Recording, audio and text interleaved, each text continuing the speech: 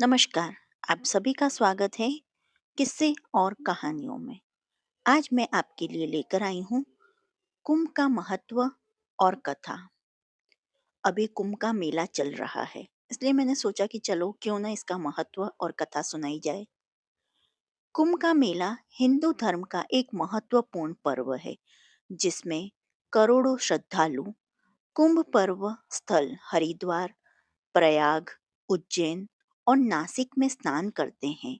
इनमें से प्रत्येक स्थान पर प्रति 12वें वर्ष में इस वर्ष का आयोजन होता है। मतलब कि ये हर 12 वर्ष में होता है।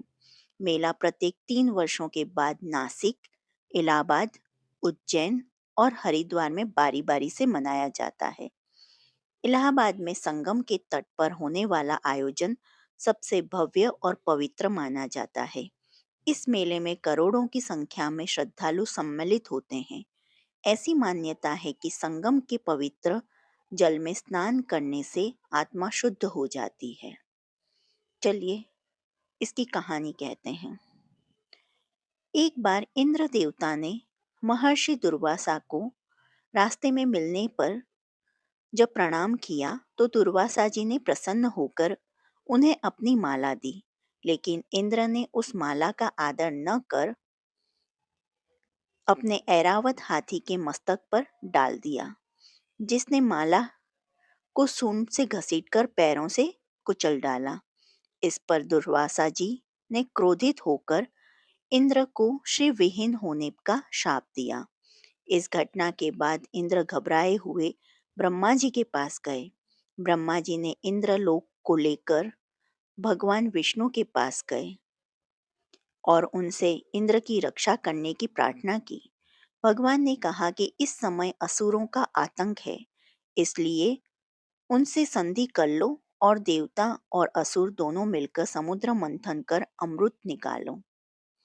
जब अमृत निकलेगा तो हम तुम लोगों को अमृत बांट देंगे और असुरों को केवल श्रम ही हाथ मिलेगा। पृथ्वी के उत्तर भाग में हिमालय के समीप देवता और दानवों के समुद्र मंथन किया। इसके लिए मंदराचल पर्वत को मथानी और नागराज वासुकी को रस्सी बनाया गया, जिसके फलस्वरूप क्षीर सागर से पारिजात, ऐरावत हाथी, उच्चैवल घोड़ा, रंभा, कल्पवृक्ष, शंख, गदा, धनुष, कौशतु भमणी, चंद्रमद, कामधेनु और अमृत कलश लिए धन्वंतरी निकले। इस कलश के लिए असुरों और दैत्यों में संघर्ष शुरू हो गया। अमृत कलश को दैत्यों ने बचाने के लिए देवराज इंद्र के पुत्र जयंत, बृहस्पति, चंद्रमा, सूर्य और शनि की सहायता से उसे लेकर भागे। यह देखकर दैत्यों ने उनका पीछा किया। यह पीछा 12 दिनों तक होता रहा। देवता उस कलश को छिपाने के लिए एक स्थान से दूसरे स्थान को भागते रहे और असुर उनका पीछा करते रहे। इस भाग दौड़ में देवताओं को पूरी पृथ्वी की परिक्रमा करनी पड़ी। इन 12 दिनों की भाग दौड़ में देवताओं ने अमृत कलश को हरिद्वार, प्रयाग, नासिक तथा उज्जैन नामक स्थानों पर रखा।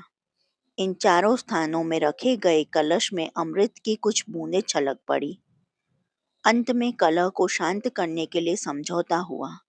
भगवान विष्णु ने मोहिनी रूप धारण कर दैत्यों को भरमाए रखा और अमृत को इस प्रकार बांटा कि दैत्यों की बारी आने तक कलश रिक्त हो गया। देवताओं का एक दिन मनुष्य के 1 वर्ष के बराबर माना गया। इस हर 12वें वर्ष को कुंभ की परंपरा है, इसलिए कुंभ का पर्व मनाया जाता है। जो आपको कुंभ का महत्व और कहानी पसंद आई हो तो please like, share and subscribe. देखने के लिए धन्यवाद और कमेंट बॉक्स में बताइए कि कौन कौन इस साल कुंभ के मेले में जा रहा है। जय हिंद, जय भारत।